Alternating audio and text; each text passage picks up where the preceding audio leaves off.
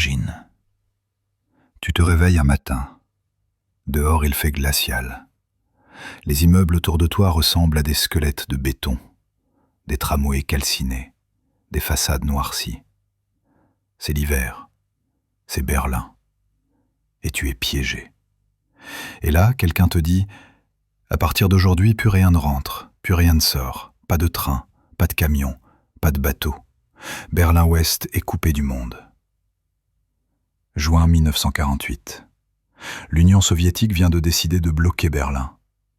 Le message est clair. Vous restez, vous crevez de faim. Ou vous vous rendez. Il n'y a pas de troisième option. Sauf qu'il va y en avoir une. Une option tellement folle que personne n'y croit au départ. Le pont aérien de Berlin. Une ville entière nourrie par les airs. Pendant 1 an, des milliers de vols, des pilotes au bord de l'épuisement et des bonbons jetés du ciel. Ce qui suit, c'est l'histoire vraie de la plus grande opération logistique de l'histoire moderne et du premier affrontement silencieux de la guerre froide. Accroche-toi. Retour en arrière. 1945. L'Allemagne nazie s'effondre. Les Alliés gagnent la guerre. Et maintenant, il faut se partager le gâteau. Berlin, capitale du Reich déchu, se retrouve au milieu de la zone occupée par les Soviétiques. Mais les alliés occidentaux, américains, britanniques, français, refusent de laisser cette ville symbolique tomber entièrement entre les mains de Staline. Alors on découpe. Berlin devient une ville divisée en 4 secteurs. Secteur soviétique à l'est, secteur américain, britannique et français à l'ouest. Sur une carte, ça ressemble à une île occidentale perdue au milieu d'un océan communiste. Au début, tout le monde fait semblant de s'entendre. On parle de reconstruction, de coopération. Mais très vite, les tensions montent. Les Soviétiques veulent communiser leur zone. Les Américains lancent le plan Marshall pour injecter des milliards de dollars dans l'Europe de l'Ouest. Et Berlin, cette île coupée en deux, devient le champ de bataille symbolique de la guerre froide qui commence. Les Occidentaux décident d'introduire une nouvelle monnaie dans leur zone, le Deutschmark. Objectif, stabiliser l'économie, relancer le commerce, redonner espoir. Mais il y a un problème. Cette monnaie s'applique aussi à Berlin-Ouest. Pour Staline, c'est inacceptable. Vous êtes en train de transformer Berlin en vitrine capitaliste, au milieu de ma zone. Il ne veut pas de ça. Il veut que Berlin bascule entièrement dans son camp. Alors, il décide d'utiliser l'arme la plus simple et la plus cruelle. La faim. 24 juin 1948. Sans prévenir, l'URSS coupe tout. Plus de trains, plus de barges sur les canaux, plus de camions, plus d'électricité fournie depuis la zone soviétique.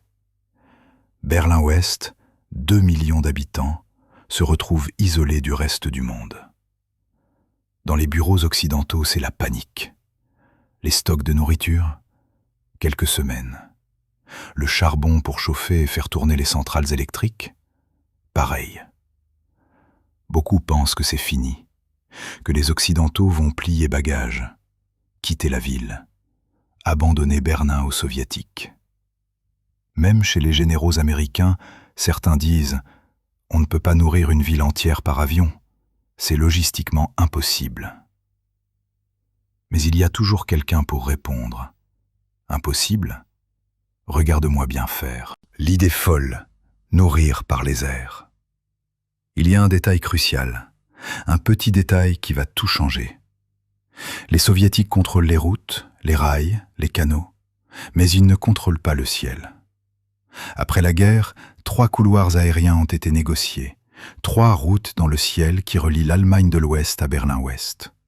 Et ces couloirs, Staline ne peut pas les fermer. Pas sans provoquer un conflit ouvert avec les États-Unis et le Royaume-Uni. Alors, le général américain Lucius Clay lâche cette phrase historique. « Nous restons à Berlin, coûte que coûte. » Et un autre général, britannique cette fois, propose un plan. On va tout amener par avion. Nom de code, Opération Vittles pour les Américains, plein phare pour les Britanniques. Le monde retiendra le pont aérien de Berlin. Ok, l'idée est posée. Maintenant, il faut faire les calculs. Une ville de 2 millions d'habitants, en ruine, en plein hiver. Il faut nourrir, chauffer, soigner. On estime qu'il faut 4500 tonnes de fret, par jour, tous les jours. Un avion cargo américain type C-47 transporte environ 3 tonnes. Un C-54, un peu plus gros, monte à 10 tonnes. Tu vois le problème ? Pour nourrir Berlin, il va falloir faire des centaines de vols, chaque jour. Au début, personne ne pense que ça va durer, juste quelques semaines, le temps de faire céder Staline. Personne n'imagine que ça va durer presque un an. Le pont aérien commence fin juin 1948. Et très vite, on se rend compte que ce n'est pas un simple ravitaillement. C'est une machine industrielle. Au début, c'est le chaos. Quelques dizaines d'avions, horaires flexibles, pilotes fatigués, météo capricieuse. Mais très vite, les ingénieurs prennent le relais. Ils mettent en place une discipline infernale. À Tempelhof et Gatow, les 2 aéroports de Berlin-Ouest, les avions atterrissent toutes les 3 minutes, jour et nuit. Le processus est rodé au millimètre. L'avion touche la piste, freinage, virage, camion déjà positionné, déchargement en quelques minutes. L'avion repart. Les pilotes ont même une blague. On ne pose pas vraiment l'avion. On le laisse juste effleurer la piste pour changer de chargement. Derrière la belle mécanique, il y a des humains. Des pilotes qui volent dans des conditions extrêmes, quel que soit le temps. Pluie, neige, brouillard. Parfois avec une visibilité quasi nulle. Avec des avions lourds, en surcharge. Dans des couloirs aériens étroits. En évitant les avions qui arrivent en sens inverse. À certains moments, il y a plus d'un avion par minute sur chaque couloir.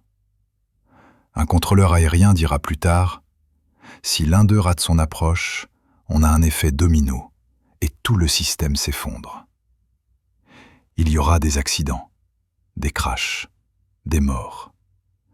Mais jamais assez pour stopper l'opération.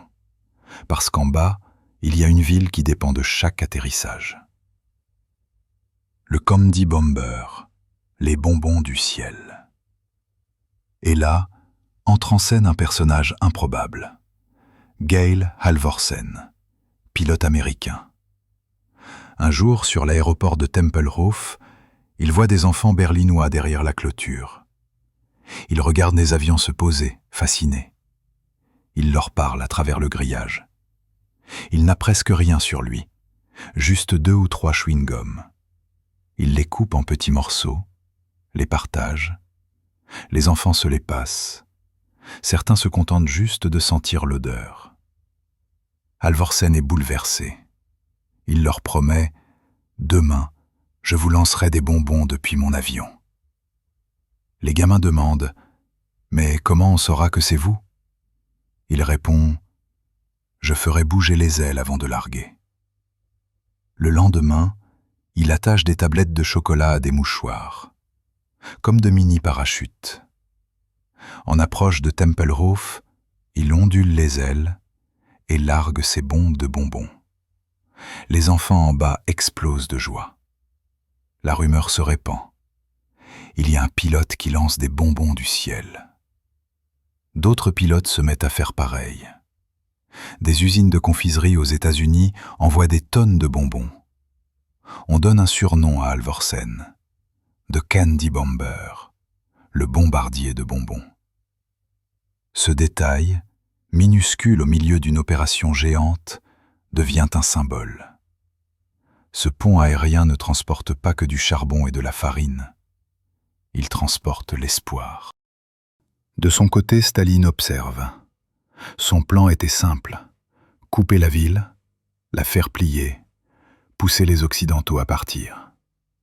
Mais là, les avions arrivent tous les jours, toutes les nuits. Les Soviétiques tentent plusieurs tactiques.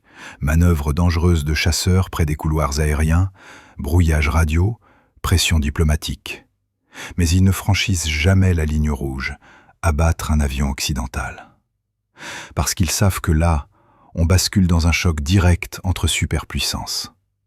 Chaque camp teste l'autre, mesure ses limites. C'est une guerre des nerfs. Et plus le temps passe, plus le pont aérien devient efficace. Au début, on peine à atteindre quelques milliers de tonnes par jour. Au bout de quelques mois, les records s'enchaînent, jusqu'à 13 000 tonnes livrées en 24 heures. Les habitants de Berlin-Ouest ont un slogan. Ils peuvent nous couper le sol, mais pas le ciel. La vie sous le pont aérien. Pour les Berlinois, cette période, c'est un mélange de galère et de gratitude. Les rations sont strictes, quelques centaines de grammes de nourriture par jour, du charbon limité, des coupures de courant. Mais à chaque fois qu'ils entendent le bruit d'un avion, ils savent qu'ils viennent de gagner une journée de plus. Des familles adoptent des pilotes, les invitent quand ils en ont l'occasion. On écrit des lettres, on envoie des dessins. Pour beaucoup, ce pont aérien, c'est plus qu'un ravitaillement. C'est la preuve que l'Ouest ne les abandonne pas. Et politiquement, c'est un coup de maître. Berlin-Ouest devient la vitrine de ce que l'Occident veut incarner. Liberté, solidarité, engagement. Le blocus se fissure. Printemps 1949. Le blocus dure depuis plus de 10 mois. Et au lieu de s'effondrer, le pont aérien est devenu une routine. Dans les couloirs du Kremlin, on commence à se poser des questions. Le blocus n'a pas fait céder les Occidentaux. Il a terni l'image de l'URSS.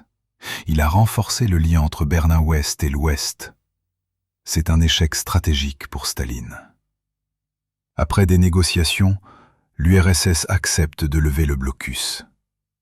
12 mai 1949. Les routes, les rails, les canaux sont rouverts. Les journaux du monde entier titrent « Le blocus de Berlin est fini ». On pourrait croire que le pont aérien s'arrête immédiatement, mais non. Les Occidentaux décident de continuer pendant encore quelques mois, pour constituer des stocks de sécurité, et pour montrer que ce n'est pas seulement une réaction de crise, mais une capacité permanente. Le pont aérien de Berlin, c'est plus qu'un exploit logistique, c'est un message politique. Pour Staline, c'est un revers. Son plan n'a pas marché. Il comprend qu'il ne pourra pas faire partir les Occidentaux par intimidation. Pour l'Occident, c'est un ciment. Quelques mois plus tard, en 1949, naît l'OTAN. On se dit, si on est capable de nourrir une ville entière par les airs, on peut aussi s'engager les uns pour les autres. Pour les Berlinois, c'est une légende fondatrice. Plus tard, quand le mur de Berlin sera construit en 1961, la mémoire du pont aérien restera « On nous a déjà enfermés une fois, et déjà, on a refusé de céder ». Pour l'histoire de l'aviation, c'est un tournant. Nouvelle technique de trafic aérien, amélioration de la logistique, preuve qu'on peut utiliser des avions pour autre chose que la guerre. Derrière les chiffres, il y a des humains. Voici quelques histoires. Des mécaniciens à bout de nerfs qui réparent des avions en quelques heures parce que chaque appareil compte. Des pilotes qui font 3, 4, 5 rotations par nuit, dormant dans des baraquements glacials entre 2 vols. Des habitants de Berlin-Ouest qui organisent des fêtes improvisées quand un record de tonnage est battu, juste pour dire « on tient bon ». Et bien sûr, Gail Alvorsen, le Candy Bomber, qui sera invité des décennies plus tard à Berlin, accueilli comme un héros par les enfants, devenu grand. On peut se poser une question qui fait froid dans le dos. Et si le pont aérien avait échoué? Si des avions n'avaient pas suffi? Si des accidents avaient été trop nombreux? Si l'opinion publique avait lâché? Si les politiciens avaient dit « c'est trop cher, trop risqué, on s'en va ». Berlin-Ouest serait probablement tombé dans le camp soviétique. La carte de l'Europe aurait été encore plus différente. La confiance entre les alliés occidentaux aurait été brisée. Bref, la guerre froide aurait eu un tout autre visage. Mais ce n'est pas ce qui s'est passé. Au lieu de ça, des milliers de vols, des dizaines de milliers d'heures de vol, des centaines de milliers de tonnes de fret ont tenu une ville en vie. Alors, à la fin, le pont aérien de Berlin, c'est quoi? Une démonstration de force? Un exploit technique? Un coup de com' géant en pleine guerre froide? Oui, un peu tout ça. Mais surtout, c'est la preuve d'une idée simple. Parfois, la meilleure réponse à un blocus, ce n'est pas un bombardement. C'est un ravitaillement. Au lieu de bombes, les avions amènent du charbon, de la farine et quelques bonbons. Et ça suffit pour faire basculer un rapport de force. Si cette histoire t'a donné envie de regarder le ciel autrement, laisse un like. Partage cette vidéo avec quelqu'un qui aime les histoires vraies, plus folles que la fiction. Et dis-moi en commentaire, à ta place, qu'est-ce que tu aurais fait? Tu aurais tenté ce pont aérien ou tu aurais quitté Berlin? Et si tu veux d'autres histoires vraies de la guerre froide, de ponts aériens, de faux aéroports, de casinos d'espions, abonne-toi. Parce que la réalité est souvent plus folle que n'importe quel film. À très vite.